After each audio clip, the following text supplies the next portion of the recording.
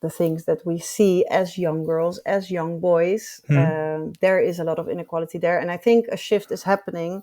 Luckily, Hmm. but I do think we have a long way to go Do there. you take this also forward in educating your own children? Yeah, I have a daughter and a son, and I always kind of look at them and see if I can find like differences in the way they behave. And yeah, I really want to I want to raise both of them in equally in the same Hmm. way, but I do want to teach my daughter also that what options she has, and yeah, that she can do everything she wants to do.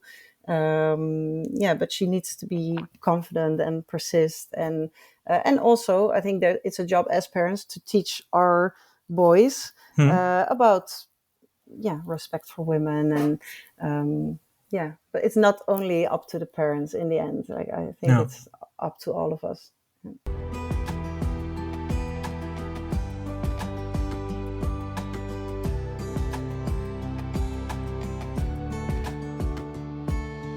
Welcome to Women Disrupting Tech. My name is Dirk Jan Upkes, and on this podcast I give the women who work in tech the platform they need to inspire and empower each other. Join me on a journey into the world of entrepreneurship, funding, biases, and role models to discover the strategies for success in the tech industry. In other words, how women can disrupt tech. Are you ready to listen?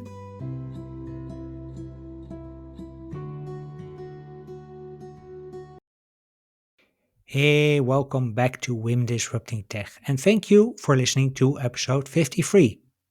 So far, we've had many journeys of female founders on the podcast, but this episode is about real journeys. You know, the traveling kind. Because Veerle Witte is my guest on this episode of Women Disrupting Tech to share her journey as a solo founder of an app called Travel Diaries. Veerle is a former travel journalist for National Geographic Traveler. She struggled to document her own journeys and discovered that existing apps did not work for her. So she decided to build her own, Travel Diaries, and to build her tech startup Journal Lab around it as a solo founder. In this episode, Veerle invites us to travel alongside her on her entrepreneurial journey. We discover her passion for travel and entrepreneurship, her regrets and lessons learned as an entrepreneur, and we learn how she managed to raise funds as a solo founder. And I can tell you that is even more difficult than when you do it as a team. So, when you're ready to learn how to build and fund an app to help you document life's adventures, please welcome to Women Disrupting Tech, Veerle Witte. Hey, good morning, Veerle. Good to have you on Women Disrupting Tech. Question I always ask at the start is how you got into your current job or in your current position. Yeah, thanks for having me today. So it all started quite a long time ago. In 2011, I had a break between my bachelor and my master studies, and Mhm. I was working in sales, and well, it wasn't really working for me. I was really happy in the job, and I decided to go traveling for 4 months in South America, and after that, I would continue with my master studies. And while Mhm. preparing for the trip, I was looking for um, a place where I could keep like a digital journal where I could write long text combined with photos and route maps Mhm. where you work in an actual book on your screen, Yeah. that you could share as a blog with friends and family and could order as a printed book when you got back home. And at that time, you had like the blogging websites. Waarbijij.nu was a big one Yeah. at that time still, and the photo book software. And I tried to combine the best, I decided it would be good to try to combine best of both worlds. So when I couldn't really find a solution, I started thinking about. I decided that I wanted to build it, and I wrote a business plan for it during my Mhm. master. So I did a master for 2 years, and at that time I wrote a business plan. And when I finished my master, I got a funding, I got a loan. And with that, I could hire a team of developers to start building the software. Mm-hmm. And in June 2014, we launched a first version of the application, Travel Diaries. At that time, it Mm-hmm. was still a web application. And at that time, I also got my first assignment for National Geographic as a travel writer, as a travel journalist. Mm-hmm. And I actually combined that for a long time. So for the first 5 years of Travel Diaries, I was doing it as a side project next to my work as a freelancer. So 80% of my time I was working as a travel writer, as an editor, and all my spare time went into growing Travel Diaries. And at one point, I got pregnant Mm-hmm. during an around the world trip. It was actually an unplanned pregnancy, but very welcome, very happy. Mm-hmm. Yeah, that it ended up happening this way was very special. And that was the time. Like for a long time, I was really feeling it was really good to combine it, but it also felt I had to make a choice at some point. Like I couldn't grow Travel Diaries as big as I wanted it, or as it had the potential to, yeah, grow into.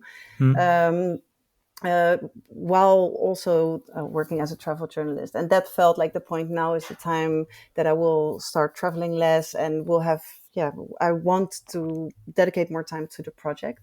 So Yeah. at that time, I wrote a growth plan, and then I bumped into the investment lead from Transavia, Yeah. and that led to the first investment or the first investment into Travel Diaries. We turned it into BV.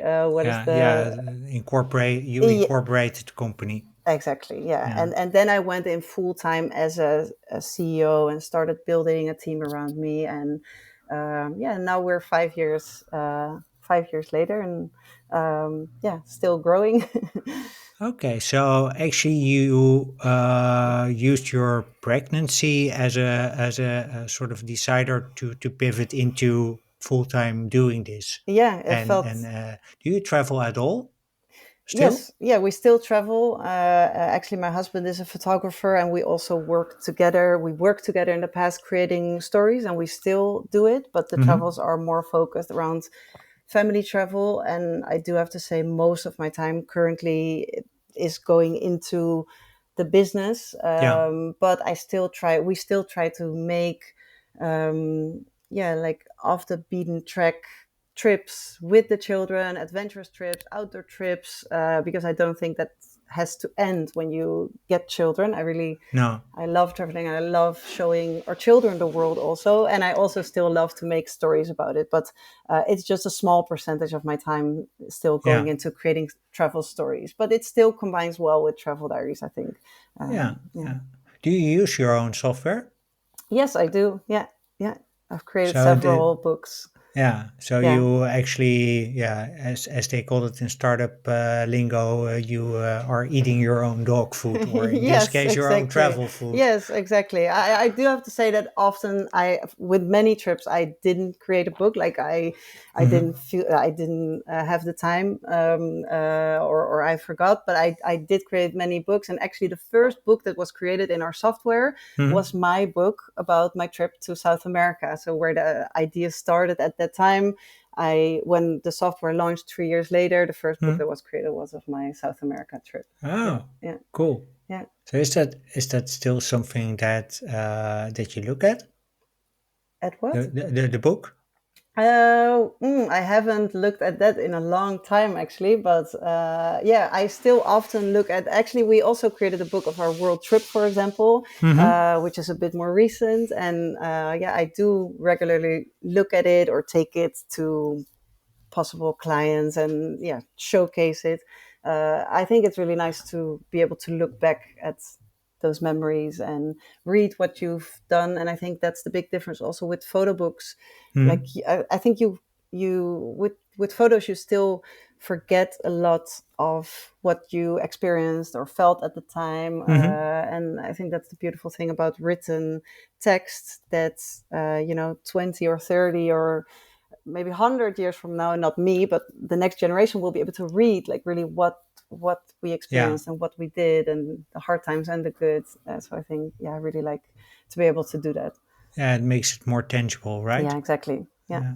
I want to switch a bit because there's a lot of apps related to travel. Yeah. One of the best known at the moment and maybe also most used is Polar Steps. Yeah.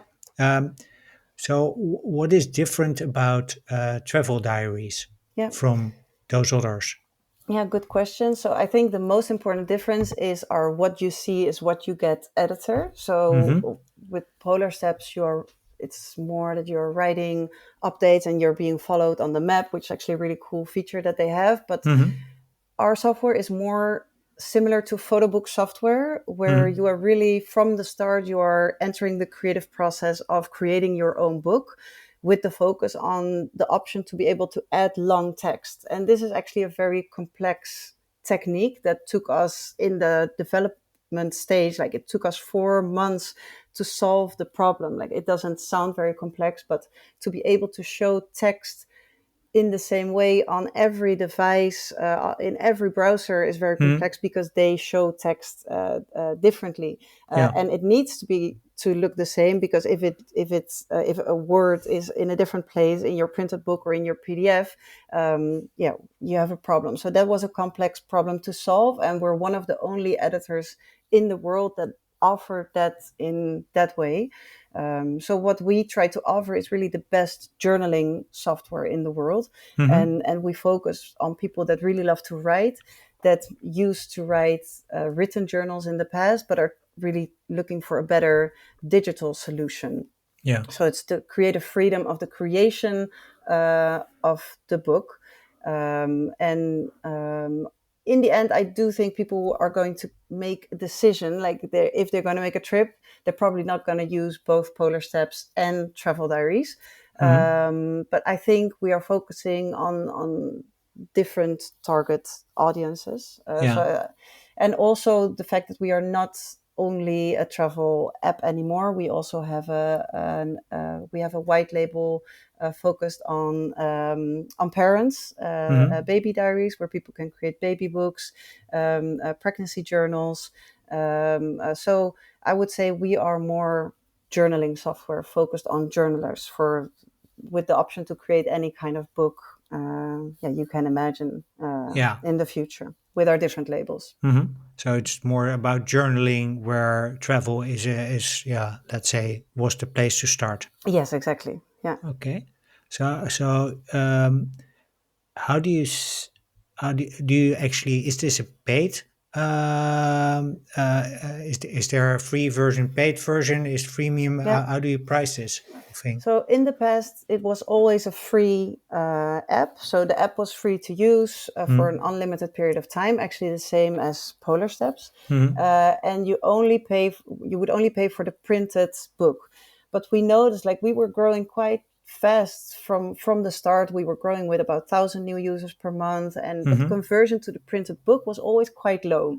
Yeah. So at one point, we started a research with our users, and we started to investigate why were they using the app, what was their goal. And many of them, like, there were people that had like many journals, they were not using it with the aim to get a printed book, because they said, we have the journals online, Yeah. why would we print them? But in the meantime, we were storing all their data.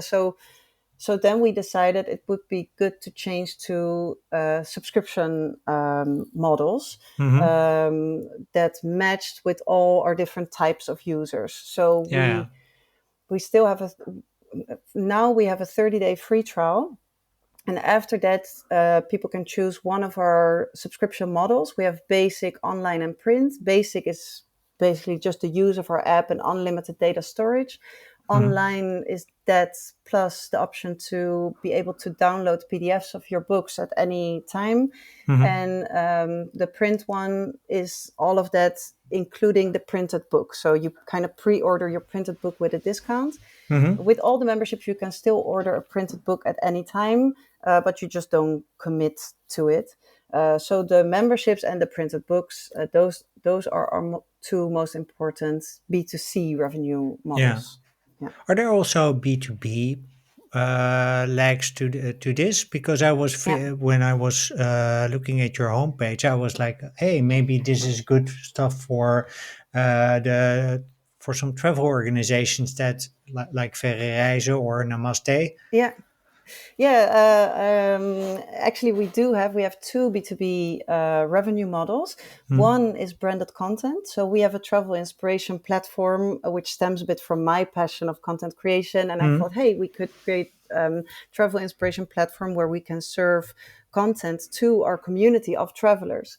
yeah. And there we can also have partnerships with DMOs or travel agencies that want to promote their trips or their destination to our travelers. So that's one revenue model, branded Mm, content, and the other one is a voucher partnership option for travel organizations where they can give out vouchers to their travelers, and we can place, for example, if you book a trip with Shoestring, and mm, you get a voucher to order a printed book for free at Travel Diaries, which will stimulate you to capture your trip in Travel Diaries.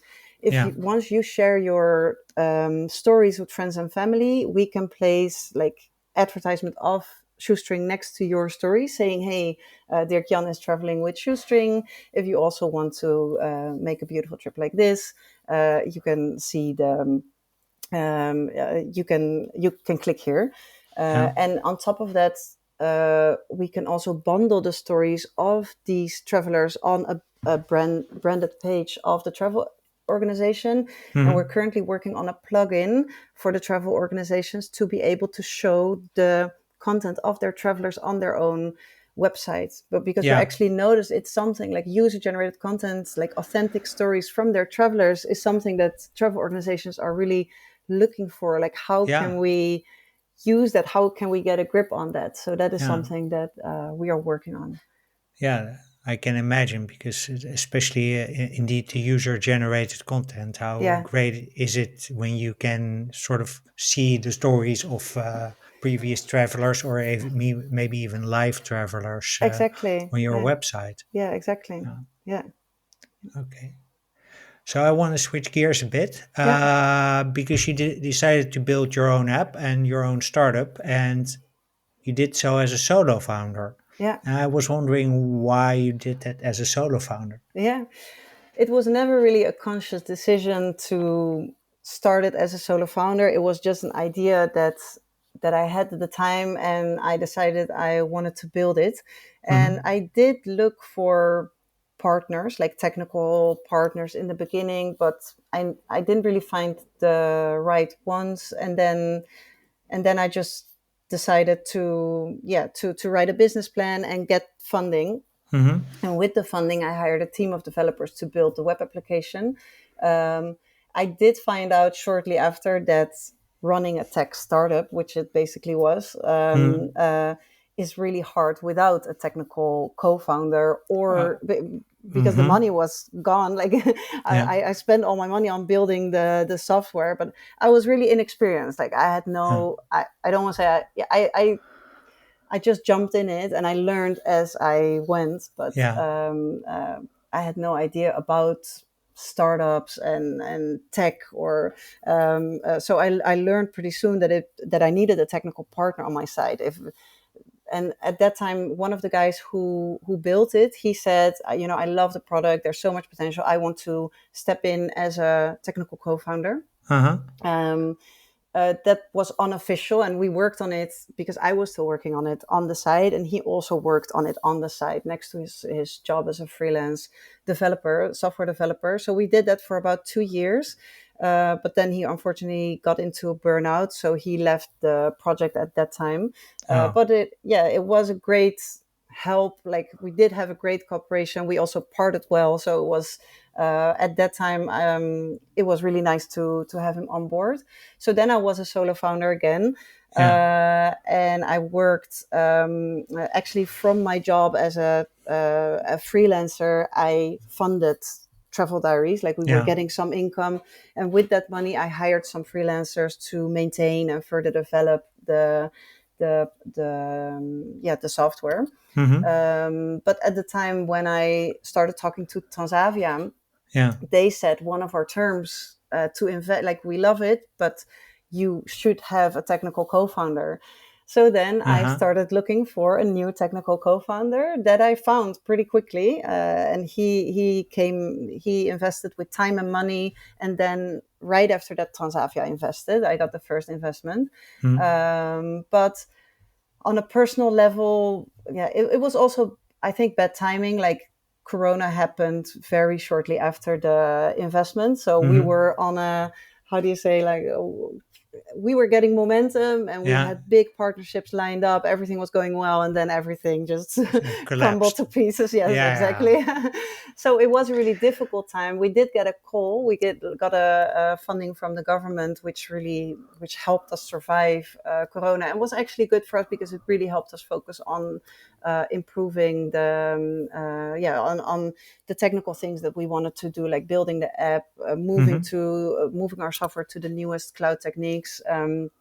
But I think for him, yeah, it was really difficult though, and I think at some point he lost trust, and also on a personal level, like we just turned out not to be a great match. And if I'm honest to myself, I think I Mm. did know at the start when I started the partnership with him, I already felt that maybe on a personal level we wouldn't be the best match, but on a business level, he Mm. had everything that I needed in a co-founder, and we were aligned. And but yeah, I think it's What important. what what makes that feeling that it's not quite the person you're looking for on a personal level?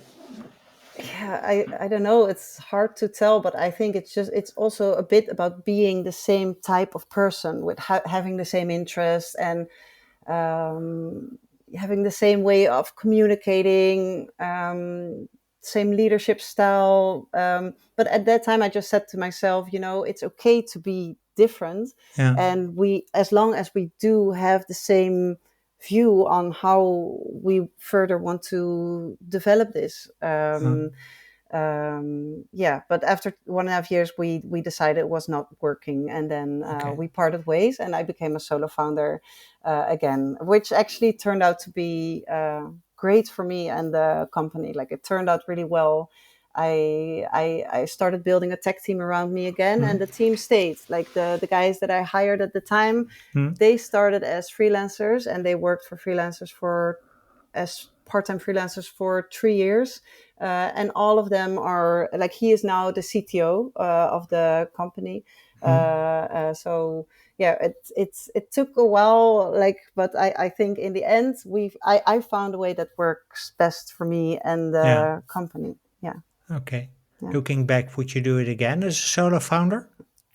Yes, actually, I'm really happy that I am a solo founder Uh-huh. again, and Uh, I think if you find the right co-founder, it can work really well. Like actually, Transavia also invested in another startup, and he mm. got the same advice. Like you need a technical co-founder, and he also found a technical co-founder, and it turned out to work great. Like Yeah.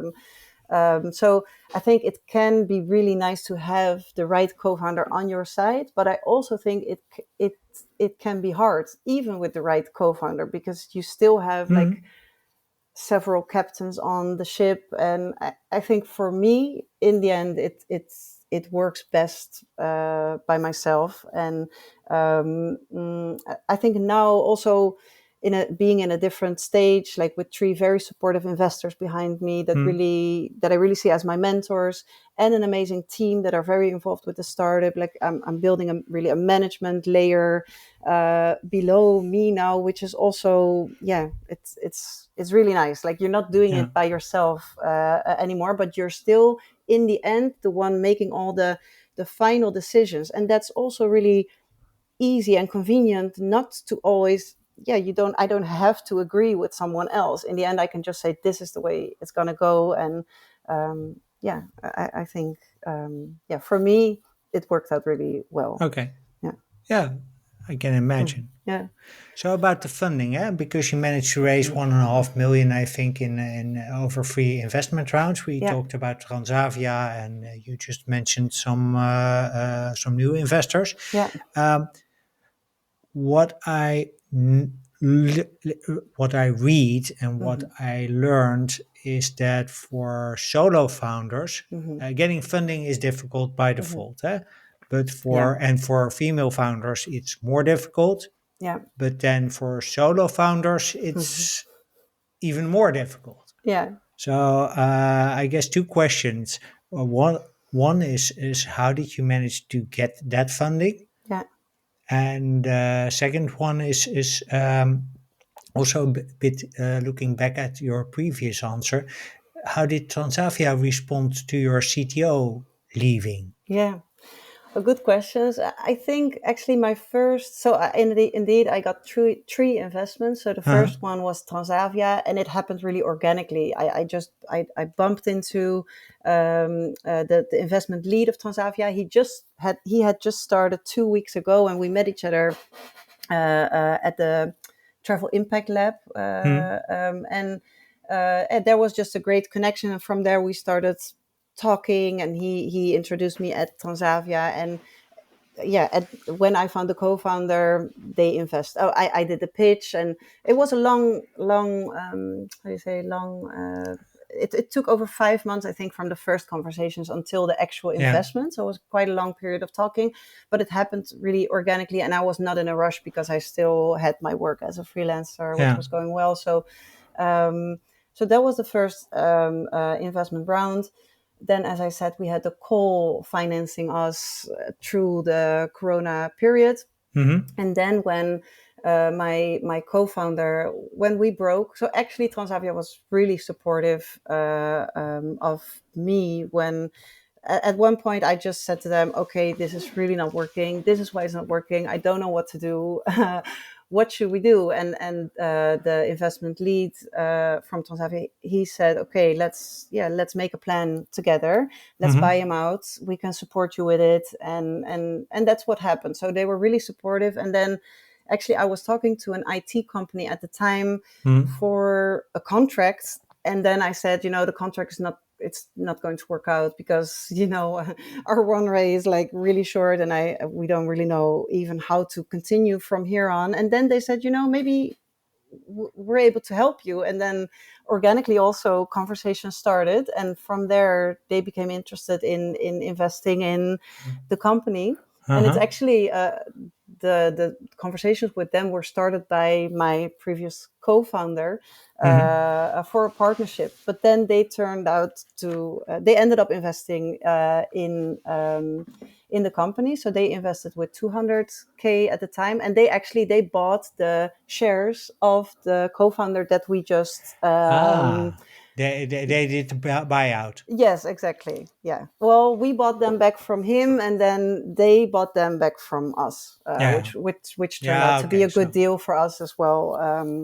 At So that it's time, yeah, you did the buyout and then you sold them onwards. sold them Yeah. again for a new Yeah. price. Yeah. So that was good because him leaving brought new money in the company, and that allowed me to build the new tech team that I Mm-hmm. needed. Um, yeah, from there, Corona took longer than expected. So we decided to start to focus on different labels as well. So we made the software white labelable. The IT company really supported us in the move to the cloud and setting everything, like setting the IT structure up really well. Mm-hmm. We launched our first white label, Baby Diaries, and then then we decided we wanted to make the shift to subscription models. And Mm-hmm. with that, we wanted to get a new investment to really grow and scale. Like we were actually at the end of our runway. At the end of our runway at that time, that was like September 2022. Mm-hmm. And then I got a message from somebody at Dragon's Den Mm-hmm. asking me if I wanted to come to the show to pitch. Yeah. And then I thought, whoa, that's such a coincidence. We were just, I kind of feel I'm not ready because Mm-hmm. we're just launching the memberships, or we had just launched at the time where we were about to launch. So we don't really have enough data yet, but you know what, I'm just going to do it because it will help me to just get my story ready and Yeah. start talking to investors from there onwards. And so yeah, I went to the show, I pitched there. it was nice conversations with the dragons, but in the end, like it didn't. There didn't come an investment from. I didn't get an investment there, and then I Why not? started. How did they? Why did they not decide not to invest? They usually give you Um, an argumentation. That's yeah, the exactly. There. So one of them was interested, but he wanted to do it together with somebody, but none of the other dragons were interested. So for him, it uh-huh. was too. I asked for 500,000 for 10%. Yeah. So they thought the valuation was too high. Hmm. And they said, it's a very interesting concept. We really like the fact that you're going into the subscriptions, but we need to Hmm. see more data. Yeah. It was live for 1 week at that point. So, and it did show very interesting data, but they said probably if you come back in half a year and you can show us good numbers, you have a good story. But for now, it's too soon for us. Like it's too Yeah. soon and the valuation is too high. Mm, so then I started talking to VCs. Like Hmm. I really had my mind on, okay, I want a VC to invest. Uh, and it's actually the first time that I really started learning about investments and how it worked. Because the first two times it just happened, kind of, Yeah. and I had no idea what I was doing. Hmm. Um, yeah, so, and it's also the first time I think I understood that this is a really male dominated world, and Yeah. that it's a lot more difficult to get funding as a woman and as a solo founder and running a B2C platform, because that's Yeah. also something that they're not very fond of. A lot of It's them.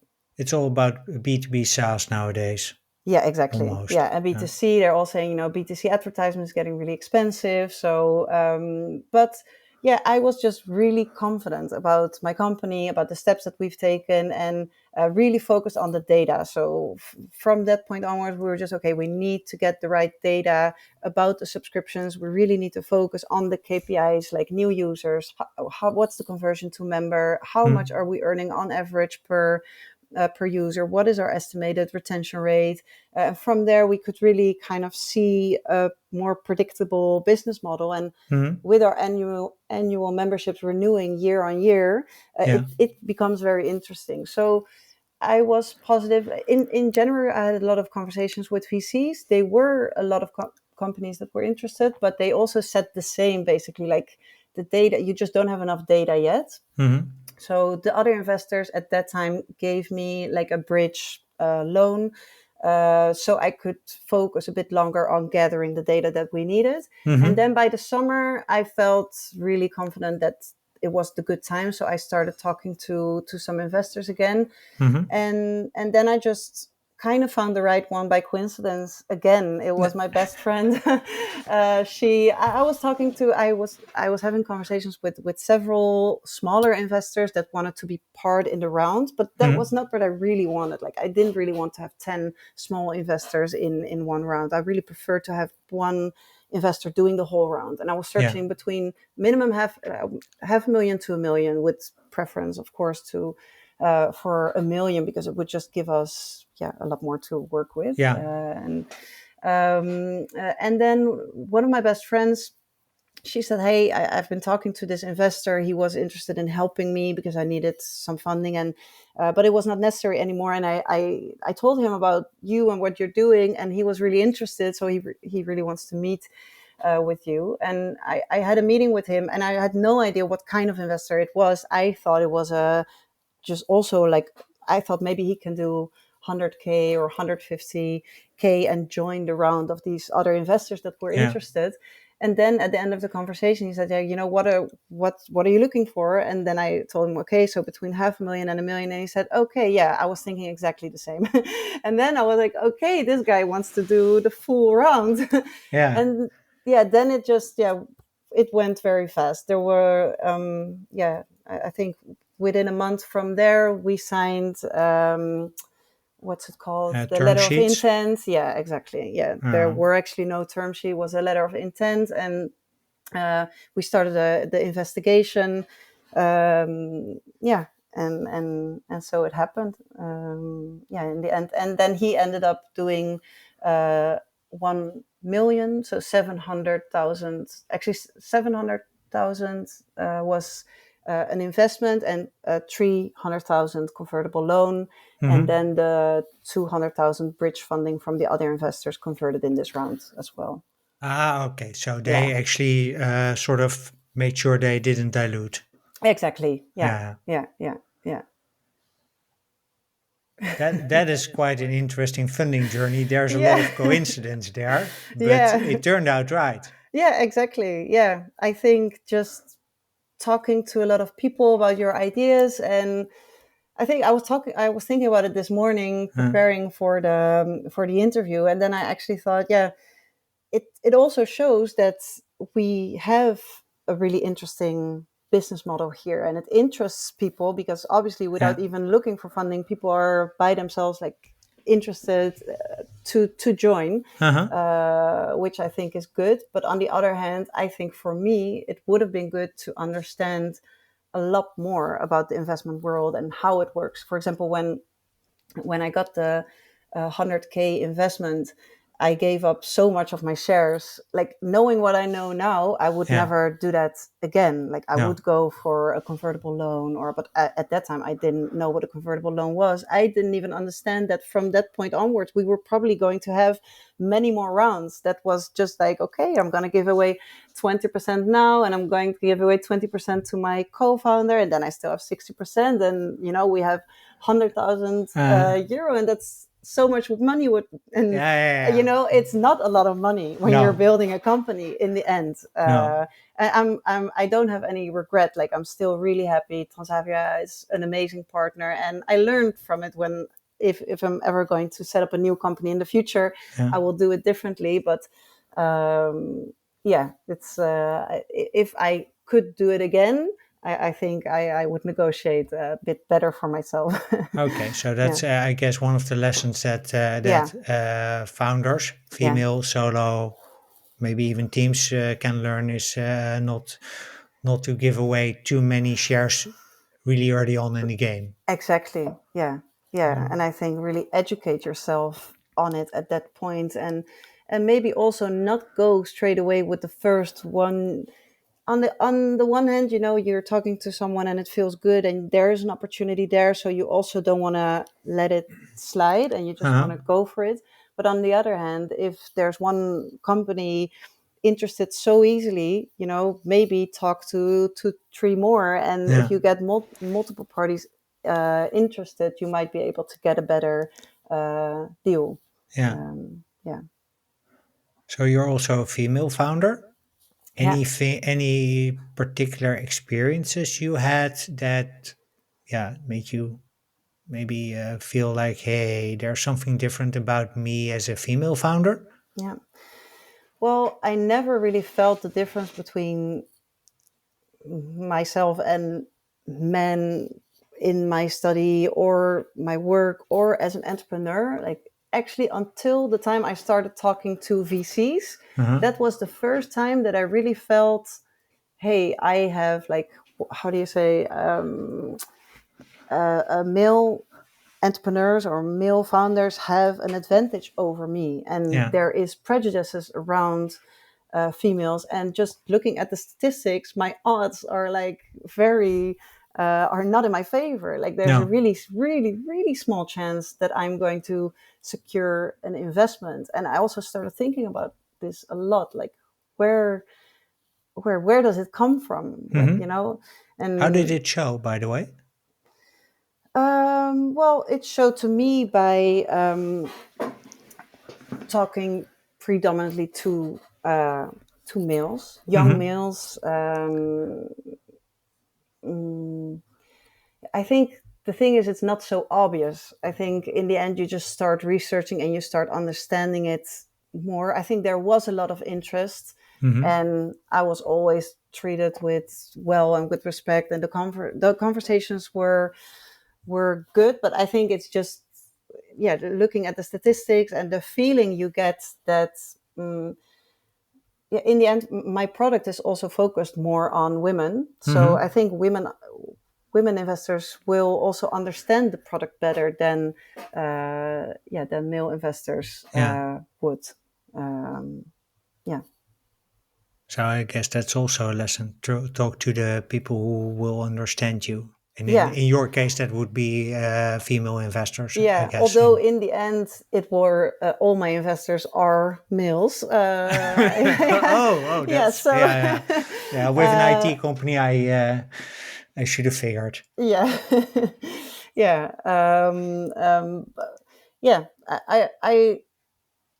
Yeah. It's a hard one. I think it's a really hard and complex problem Hmm.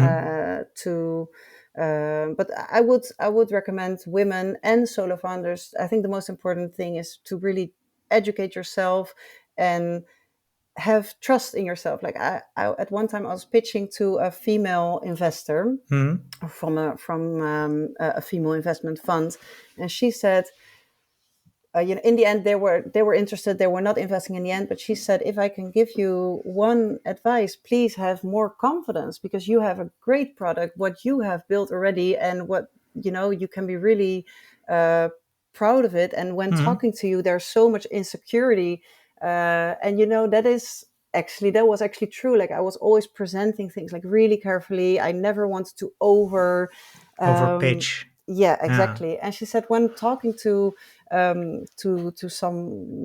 many male entrepreneurs, um, they are selling me like they've already They've conquered the already. world, Yeah. and while they haven't, there's nothing yet there even yet. They, Yeah. they haven't even built anything yet. So I think that opened my eyes also a little bit, and I also think that's a big difference between women and men. Like women What style are. do you prefer though? Oh, The over pitching or the under pitching? I think there should be a way in the middle, but I do think pitching, when pitching, you need to sell in the end. So you Yeah. need to tell your story with confidence. And I don't think you should over pitch. Like, I think what you say should always be true and you should believe in it. But you should not doubt what you're saying, what you're No. what you're pitching. So I think Yeah. you can pitch with trust. And I think as women, we tend to be more careful and be less secure about what we are doing, and yeah, which also results in investors investing more in men because they're just more secure, and they also will give the investors a more secure feeling. um, So it's more about the feeling you give to investors. yeah, Yeah. I think it's a combination of many things. Yeah, there's of course biases and Yeah, stuff layered on top of that, but in the end it's about trust. yeah, because It's all. when in the summer when I was really confident and I showed, Hmm. uh, I think at that point it also felt a lot easier. There was a lot of interest. Like it Hmm. was in the end, I was talking to three different people. Did Um, that give you confidence? Because I can yeah, imagine that if you know there is demand, yeah, you're like much more confident. Like, yeah, hey, if it's not you, it's someone else. yeah. That's also, and also to the current investor. Like I called him straight after our meeting, and I said, Hmm. we had to part ways, and but you were very excited. I'm very excited about this conversation, but to be honest, I'm also talking like to three other people, so I Hmm. need to know how serious you are at this point. And Yeah. yeah, if we want to do this, we kind of need to move fast. So I think that also helps, of course, because for them it also feels like, okay, if I'm not going now, I'm gonna miss out. Yeah. Yeah. Yeah. That's also a bit of FOMO. Yeah, It's classic sales technique. yeah, exactly. It was true in this case, though. Yeah, yeah, yeah. Yeah, No, no, no. I'm not saying that it wasn't true, but it's more yeah, like being able to use that information at that point yeah, to speed up things is usually really helpful. yeah, yeah, for sure. Yeah. Okay. Um, Slightly different topic. Mhm. Still on the company, because you have quite a diverse team. Yeah, I looked it up, and both in terms of gender, location, and background, it's really diverse. yeah, How did you build it? yeah. Um, Also, yeah, I think it also happened organically, but I just always try to look for the best people, and no matter their location, race, background, and I do try to look for diversity in my team. Mm-hmm. Um, yeah, like many people in my team started as interns or freelancers. I Mm-hmm. found many of freelancers on Upwork, for example, and then through Mm-hmm. Upwork or through those freelancers, I found new freelancers that said, "Hey, this guy would fit really well on the team," and Mm-hmm. they would bring like new people on that they worked on, that they worked with in another company. So, for Mm-hmm. example, the tech team, three of them, they worked all together in a different company before, and they all kind of brought each other on board, Uh-huh. which is also really nice. It really helps, like with the work, yeah, because they already work with each other. But my tech team is mostly based in Turkey, Yeah.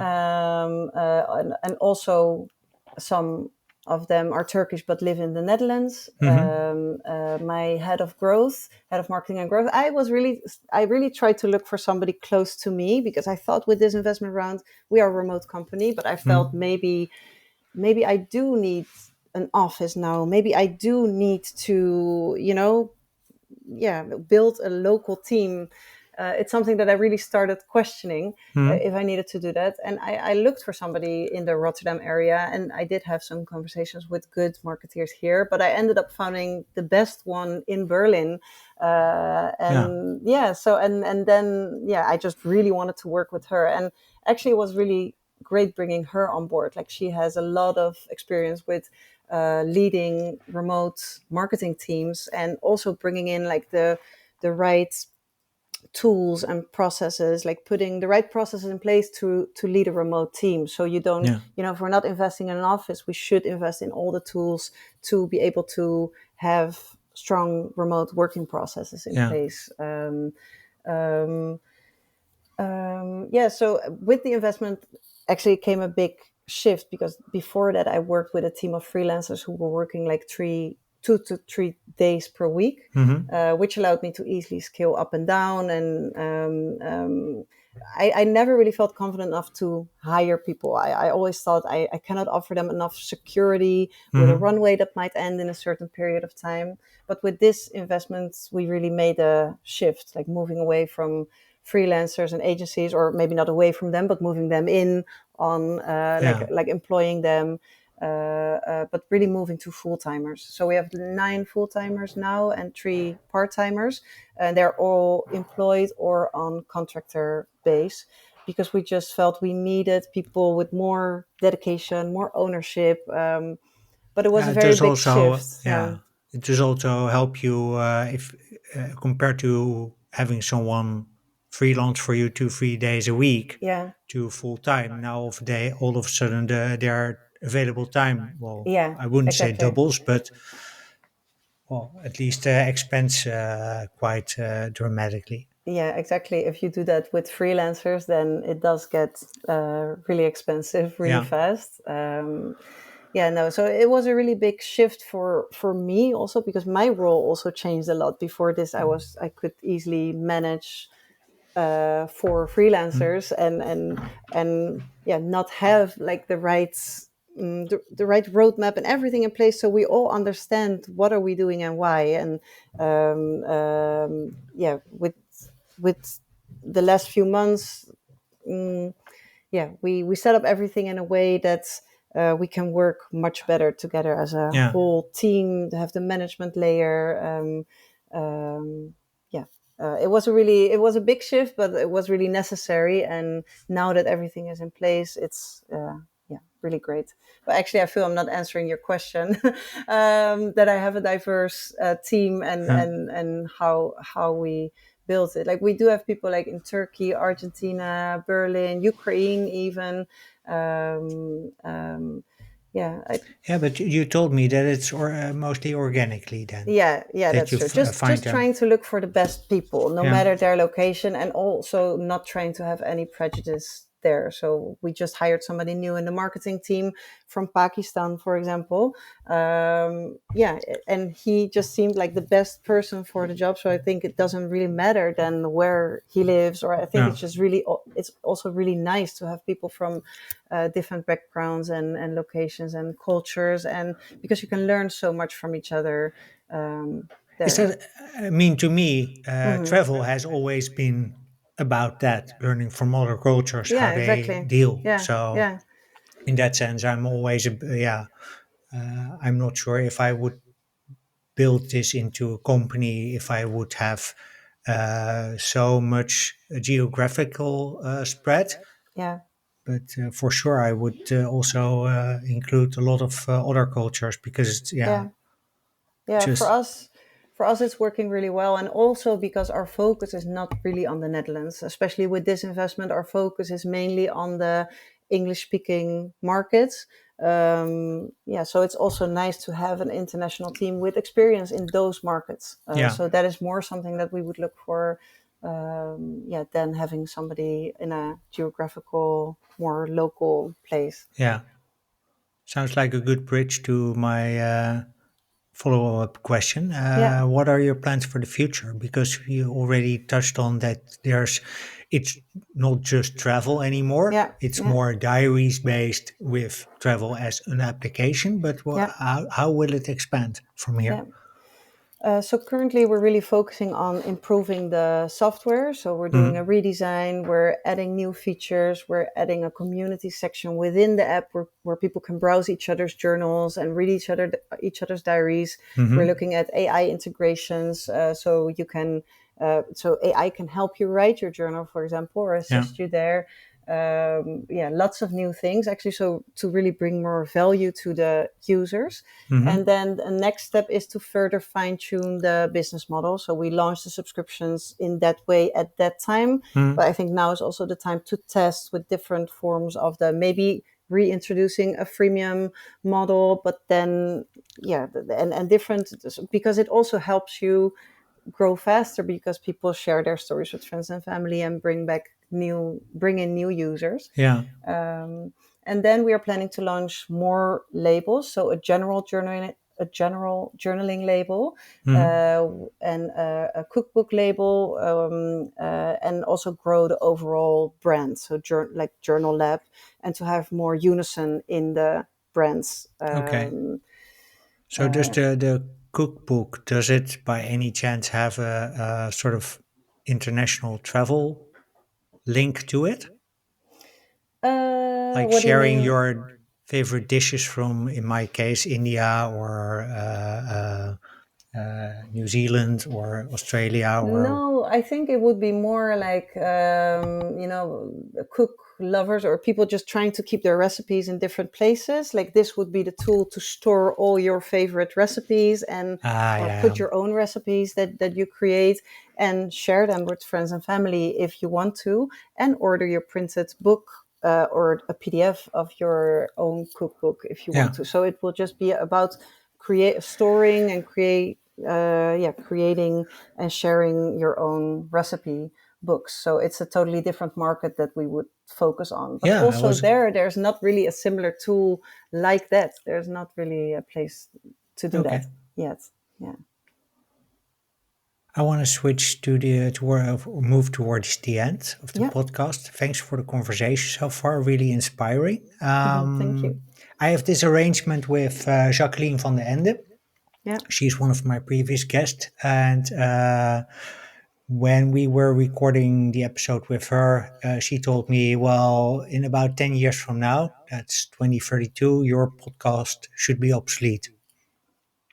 Yeah. And I was like, okay, that sounds like a fair challenge. Yeah. And then I figured, how can I make that happen? So I'm Yeah. in every episode, I'm looking for advice.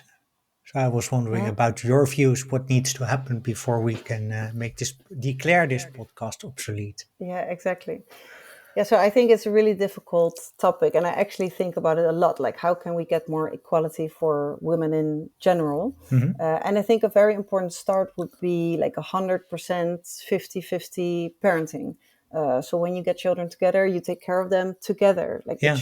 it should not, like also from the government, like they should allow men should get the same amount of parental leave as women to take care of their children, Hmm. and they should also be equally responsible to, yeah, to take care of the household and the children, because yeah, I think that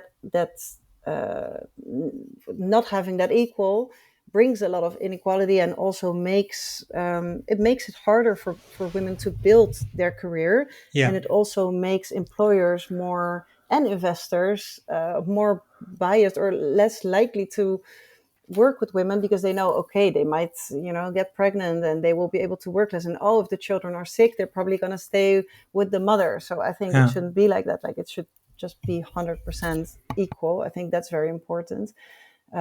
But also education for young girls, like teaching them about finances, about entrepreneurship, about possibilities in tech, about leadership, about securing investments. I think there's a lot of lack of education there. Uh-huh. Yeah, but I think the problem is very deeply rooted, where people just look at women unconsciously Hmm. as less capable as men. Um, Yeah, it's I think, interesting though, isn't it? yeah, That we yeah, actually see, and it's layered in everywhere yeah, almost. One question I did have about that, because you've traveled a lot. yeah. So are there any societies that you've seen in your travels where they do this differently, where they look at women differently, that we Yeah, can sort of borrow as a playbook, so to say? yeah. Well, I think Sweden and Iceland are great examples of how they have much more equality for women. I think like men and women have like 1 year parental leave both Hmm. in Sweden, Yeah. and more females also in leadership roles. Uh-huh. Yeah, so I think, yeah, those, I haven't really seen this when traveling actually, but it's just actually what I know from the media. Hmm. But and I think media, talking about media, they also play a very big role. Like the things that we see as young girls, as young boys, Hmm. there is a lot of inequality there, and I think a shift is happening. Luckily, Hmm. yeah, but I do think we have a long way to go there. Do you take this also forward in educating your own children? Yeah, I have a daughter and a son, and I always kind of look at them and see if I can find like differences in the way they behave. And yeah, I really want to, I want to raise both of them in equally in the same Hmm. way, but I do want to teach my daughter also that what options she has, and yeah, that she can do everything she wants to do. Yeah, but she needs to be confident and persist, and also I think that it's a job as parents to teach our boys Hmm. about, yeah, respect for women, and yeah, but it's not only up to the parents in the end. Like I think No. it's up to all of us.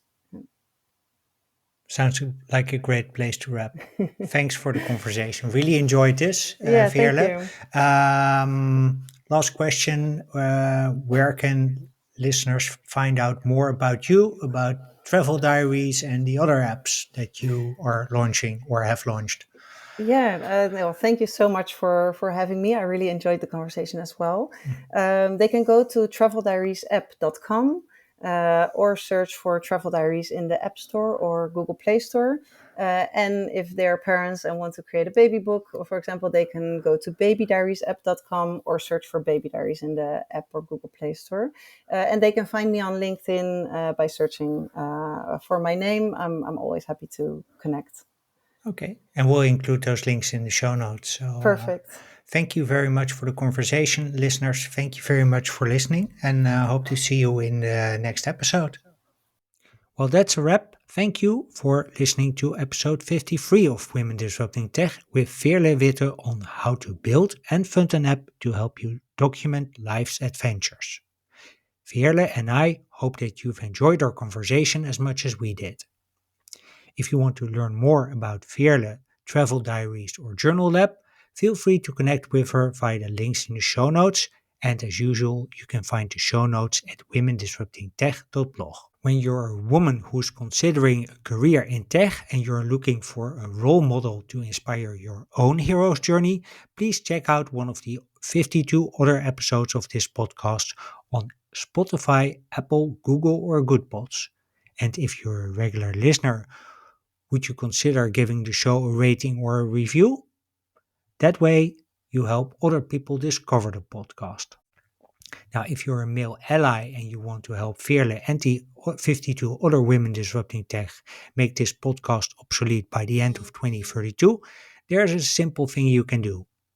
Please share the podcast with friends, family, and coworkers. This way, you give Veerle and my other guests the platform they need to make it happen. Finally, if you want to connect with me, you can reach me at dirkjan at womendisruptingtech.blog or on LinkedIn, just look up my name, Dirk-Jan Upkes, and you'll find me. With that, I wish you a wonderful day. I hope to see you in the next episode, and in the meantime, keep being awesome.